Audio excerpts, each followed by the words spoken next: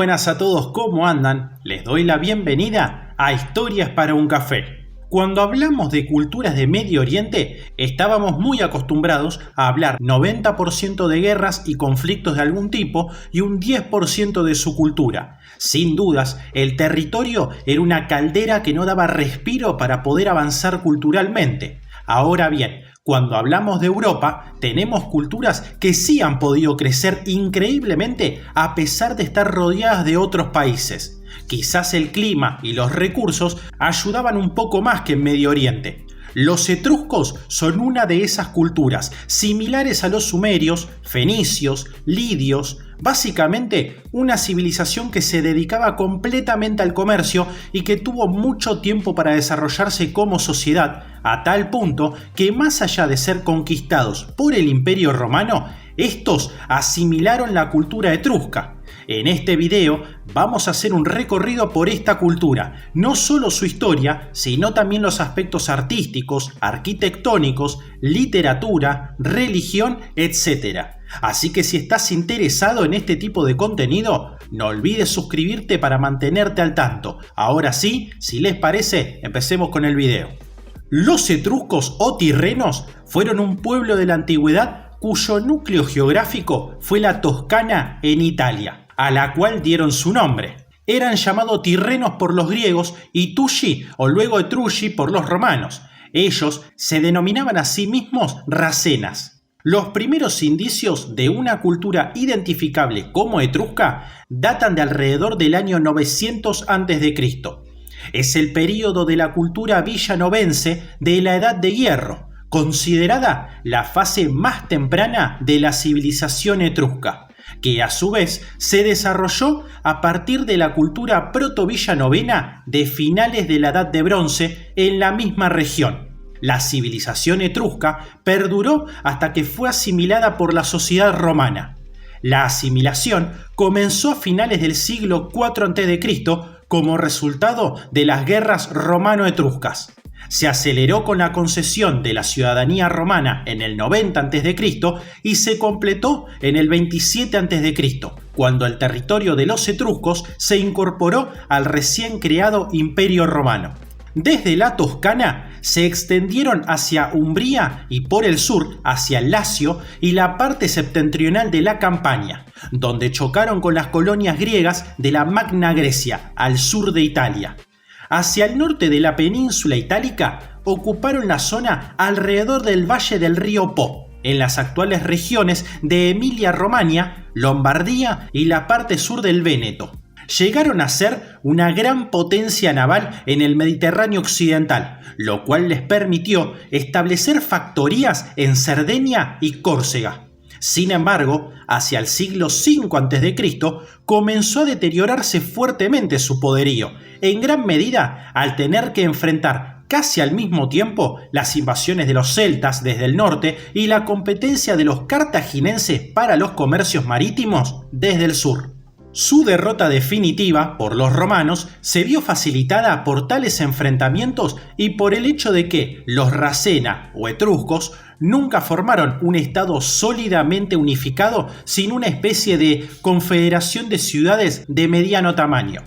En cierto modo, predecesores de Roma y herederos del mundo helénico, su cultura y sus técnicas militares superiores hicieron de este pueblo el dueño del norte y centro de la península itálica desde el siglo VIII a.C. hasta la llegada de Roma. A partir del siglo IV, Etruria, nombre del territorio de los etruscos, fue gradualmente conquistada y absorbida por la República Romana, y los etruscos, al igual que los demás itálicos federados por los romanos, se fueron volviendo parte integrante de la Italia romana. Por mucho tiempo, el origen de los etruscos se dio por desconocido. Debido a ello, surgieron tres teorías que trataban de explicar dicha problemática.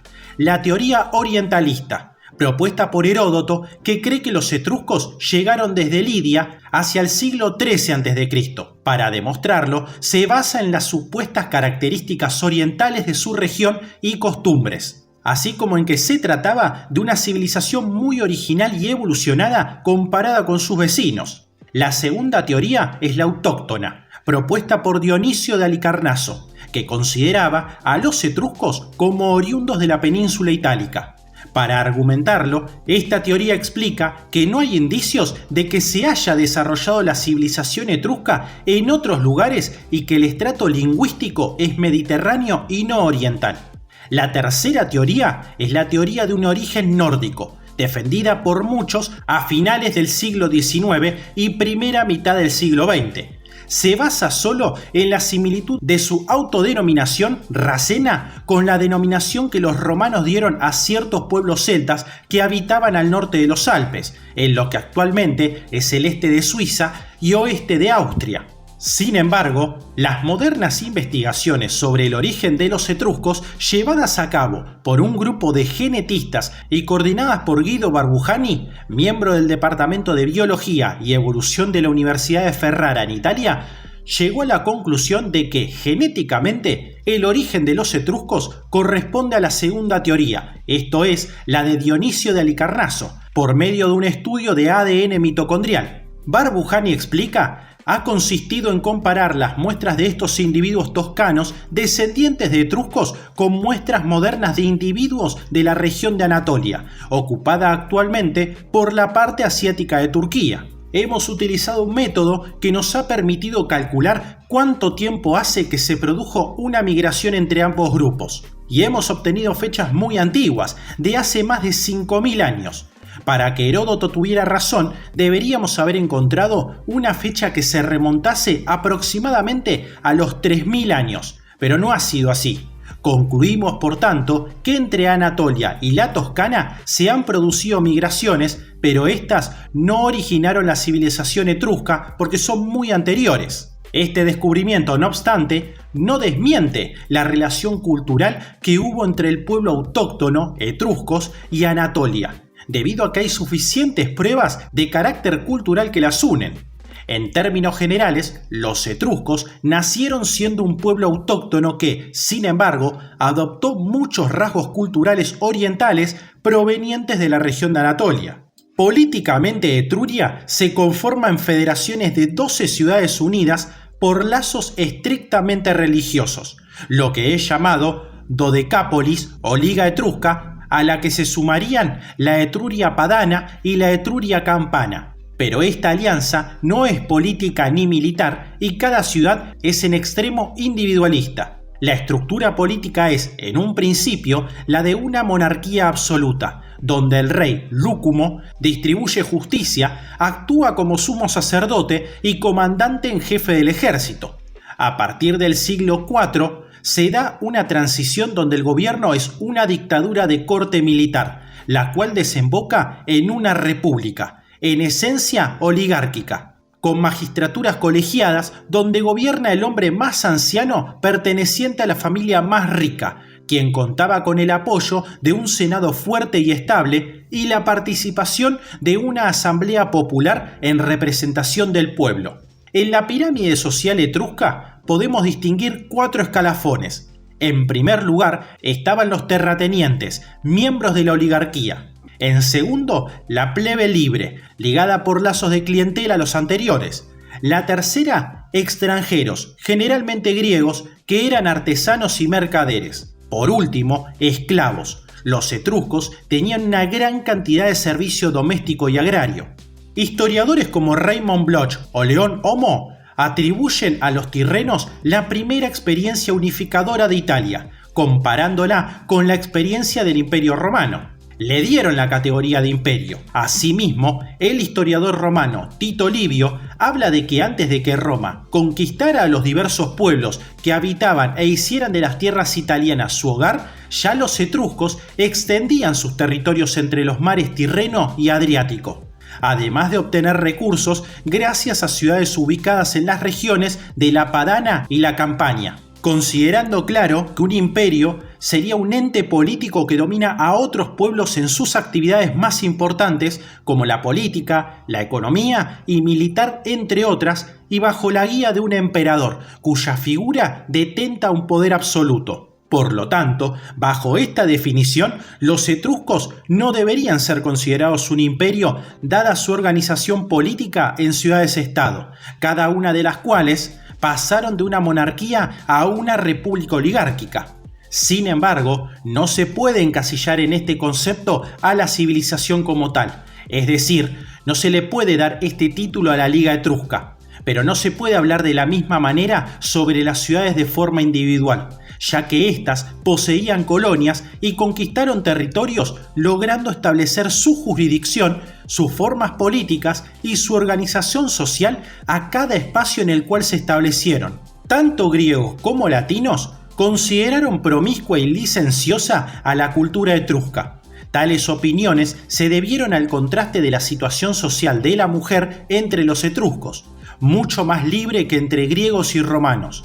Hay que recordar que entre helenos y latinos, las mujeres estaban absolutamente subordinadas a los varones. La mujer etrusca, al contrario de la griega o de la romana, no era marginada de la vida social, sino que participaba activamente tomando parte en los banquetes, en los juegos gimnásticos y en los bailes, y sobre todo ayudaban en las labores de la vía pública. La mujer además tenía una posición relevante entre los aristócratas etruscos, puesto que estos últimos eran pocos y a menudo estaban involucrados en la guerra. Por esto, los hombres escaseaban. Se esperaba que la mujer, en caso de muerte del marido, asumiría la tarea de asegurar la conservación de las riquezas y la continuidad de la familia. También a través de ella se transmitía la herencia. Los etruscos eran un pueblo netamente comerciante desde el comienzo hasta el final de su civilización, principalmente marítimo, aunque también terrestre. Por otro lado, sus tierras se vieron invadidas varias veces por pueblos bárbaros, ya que sus ciudades eran muy ricas y codiciadas. Eran paso obligado hacia las fértiles tierras de la Campania y para llegar a Roma, como ocurrió por ejemplo con la invasión de Aníbal. En un principio se aliaron y repartieron las zonas de influencia marítima con los fenicios en contra de los helenos. Hacia el siglo VI a.C. estrecharon relaciones con Corinto y cesó la hostilidad con los griegos. Sin embargo, en el 545 se aliaron con los cartagineses nuevamente contra los griegos. En cuanto a lo continental, tuvo numerosos enemigos. Desde un principio, la Liga Latina en el Lacio. En la Campania, los samnitas. En las costas e islas, los siracusanos y cumitas, y en las llanuras del Po, los pueblos celtas serán enemigos de Etruria. Solo conservarán como aliado incondicional durante toda la historia de esta civilización a los fáliscos, pueblo asentado al oeste del Tíber. Hacia el 300 a.C. se aliaron con los helenos en contra de cartaginenses y romanos por el control de las rutas comerciales. Hacia el 295, una liga de etruscos, sabinos, umbros y galos cisalpinos combatió contra Roma, saliendo esta última victoriosa. Sin embargo, en sucesivas alianzas temporales con los galos, continúan luchando contra los romanos, hasta que se produce una alianza con Roma contra Cartago. Tras esto, los etruscos, ya en decadencia, comienzan a ser absorbidos por los romanos. El etrusco es una lengua aparentemente no emparentada con las lenguas indoeuropeas. Es de destacar que la fonética es completamente diferente de la del griego o del latín, aunque influyó en este en varios aspectos fonéticos y léxicos. Se caracteriza por tener todas las vocales excepto la U, la reducción de los diptongos y el tratamiento especial de las semivocales. En las consonantes carecía de la oposición entre sordas y sonoras, aunque en las oclusivas tenía contraste entre aspiradas y no aspirada. El etrusco utilizaba la variante calcídica del alfabeto griego, por lo que puede ser leído sin dificultad, aunque no comprendido. De este alfabeto griego básico, algunas de las letras no son utilizadas en etrusco. Las principales evidencias de la lengua etrusca son epigráficas, que van desde el siglo VII. Conocemos unas 10.000 de estas inscripciones, que son sobre todo breves y repetitivos epitafios o fórmulas votivas, o que señalan el nombre del propietario de ciertos objetos. Aparte de este material, contamos con algunos testimonios más valiosos. El Liber Linteus, o texto de Agram, Es el texto etrusco más largo, con 281 líneas y unas 1300 palabras. Escrito en un rollo de lino, posteriormente fue cortado en tiras y utilizado en Egipto para envolver el cadáver momificado de una joven mujer. Se conserva actualmente en el Museo Arqueológico de Zagreb. Algunos textos sobre materiales no perecederos, como una tablilla de arcilla encontrada cerca de Capua de unas 250 palabras, el disco de Magliano, escrito por 2 caras, el cipo de Perugia, escrito por 2 caras y con 46 líneas y unas 125 palabras, o un modelo de bronce de un hígado encontrado en Piacenza.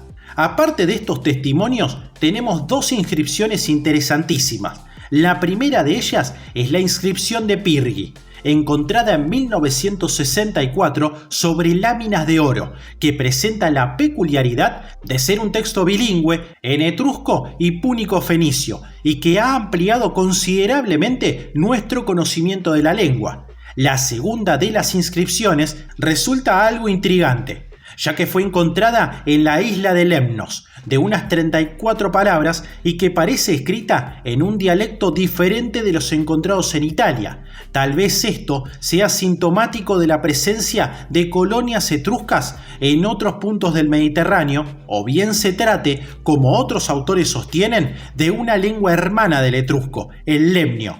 Aunque se considera que la presencia de una sola inscripción no nos aclara gran cosa. Seguramente la inscripción de Pirgi es la única inscripción etrusca razonablemente larga que podemos traducir o interpretar convenientemente gracias a que el texto púnico, que parece ser una traducción casi exacta del etrusco, es perfectamente traducible. Es de destacar el arte funerario y su relación en la pintura y escultura, destacándose sus terracotas y la talla de una piedra local llamada nénfro. Desarrollaron una importante industria orfebre, trabajaron el bronce, su metalurgia se caracteriza por sus grabados, graneados, filigranas y repujados. En relación con la coroplastia, crearon el estilo buchero en cerámica. Todos estos productos fueron base para la exportación tanto hacia el norte de Europa como hacia Oriente. Otro punto importante es la pintura, donde varias escuelas produjeron frescos admirables,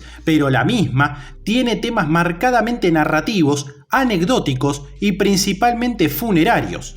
Aunque el arte etrusco, como otras artes del Mediterráneo occidental, se vio influido fuertemente por el arte de la Grecia clásica y el magnificente arte helenístico. A pesar de esto, guarda características singulares. El arte etrusco, muy relacionado con los rituales funerarios, legó a Roma un extraordinario naturalismo en cuanto a la representación de rostros.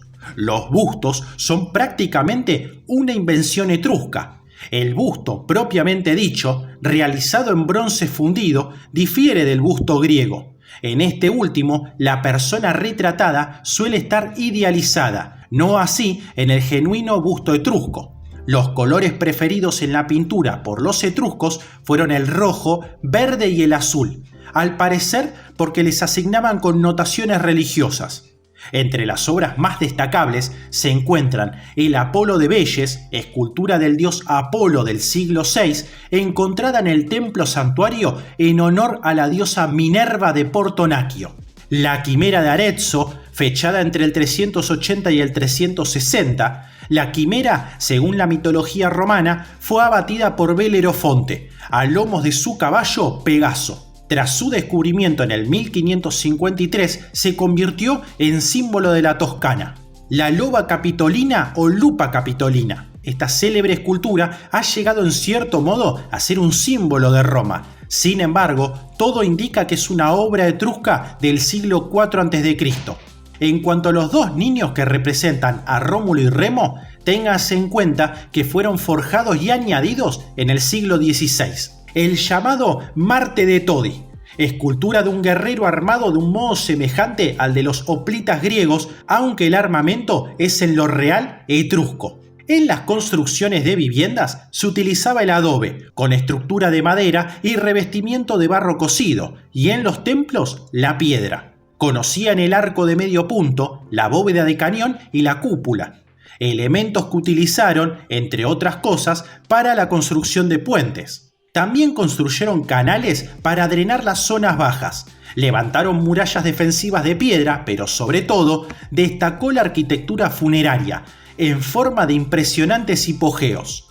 Los templos estaban inspirados en el modelo griego, aunque presentaban notables diferencias. Solían ser más pequeños, de planta cuadrangular, cerrados sin peristilo, solo con una hilera de columnas del orden llamado toscano, a modo de los pronaos griegos, y el altar estaba sobre un foso, llamado por los latinos mundus, que significa limpiadero o purificador.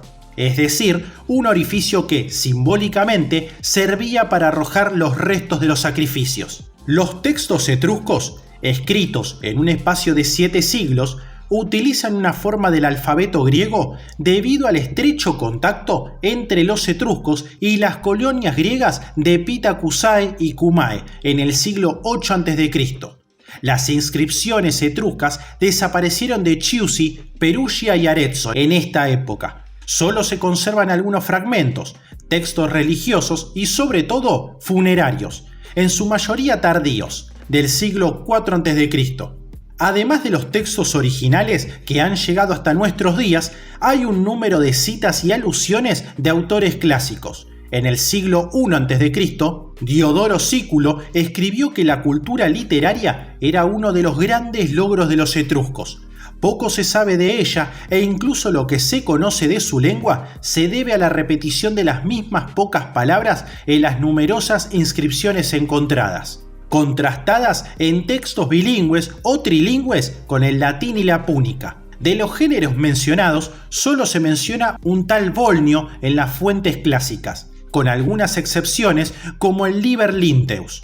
Los únicos registros escritos en lengua etrusca que se conservan son inscripciones, principalmente funerarias. La lengua está escrita en el alfabeto etrusco, una escritura relacionada con el primer alfabeto griego ubeo. Se conocen muchos miles de inscripciones en etrusco, en su mayoría epitafios, y han sobrevivido algunos textos muy breves que son principalmente religiosos. La literatura imaginativa etrusca solo se evidencia en referencias de autores romanos posteriores, pero es evidente por su arte visual que los mitos griegos eran bien conocidos. Existen ciertas analogías con religiones orientales, especialmente con la de Sumeria y Caldea, e incluso la egipcia.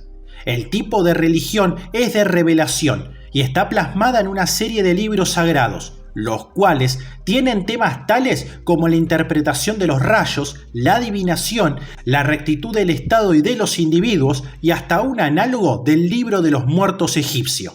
Todo el compendio religioso es conocido como doctrina etrusca. Esta se dividía en doctrina teoría y preceptos prácticos y estaba dedicada a la búsqueda de la interpretación de prácticamente todo fuera de lo común para predecir el porvenir. Los sacerdotes se denominaban arúspices y siempre tuvieron una posición de privilegio en la sociedad. Los arúspices se especializaban en interpretar lo que consideraban diversos signos proféticos, la adivinación a partir de la observación de los hígados de animales sacrificados, la creencia en que se podía adivinar el futuro observando los rayos u otros meteoros, y la interpretación con intenciones adivinatorias de los vuelos de las aves. Existían rituales de todo tipo, tanto dirigidos al Estado como a los individuos, extremadamente minuciosos y formales, al punto tal que son tomados como ciencia. El panteón de dioses etrusco está íntimamente ligado a la influencia mitológica griega. De ahí que se adore a homólogos griegos, aunque formen una tríada similar a la cretomicénica. La más importante fue Tinia o Zeus, Uni o Hera, y Merfa o Atenea, que se veneraban en templos tripártitos. También existía la creencia en la existencia de demonios maléficos, al modo asirio. Los etruscos creían en la vida de ultratumba, de ahí las manifestaciones de gran importancia en los lugares de enterramiento. Es importante destacar que lo sagrado intervino ininterrumpidamente en sus vidas y su presencia agobiaba sus espíritus y corazones, aunque un modo de paliar o atenuar esto fue una moral que resultaba licenciosa a los griegos y romanos. Es casi seguro que de los etruscos tomaron los romanos la noción de circo, ya no para representaciones teatrales, sino para luchas entre gladiadores. En efecto, entre los etruscos estas luchas solían formar parte de sacrificios fúnebres a sujetos de la élite o una diversión realizada con los prisioneros de guerra. Así llegamos al final de un video donde pudimos ver varios aspectos de una cultura que marcó culturalmente a Europa en la Edad Antigua, una civilización que logró quedar en la historia por sus avances y sus conocimientos en diferentes materias, sobre todo en los negocios. Espero que el video haya sido útil para conocer más acerca de ellos. De ser así, te agradecería que puedas dejar un pulgar arriba y te suscribas, que ayuda al canal a seguir creciendo. Esto ha sido Historias para un Café y nos veremos pronto. Hasta luego.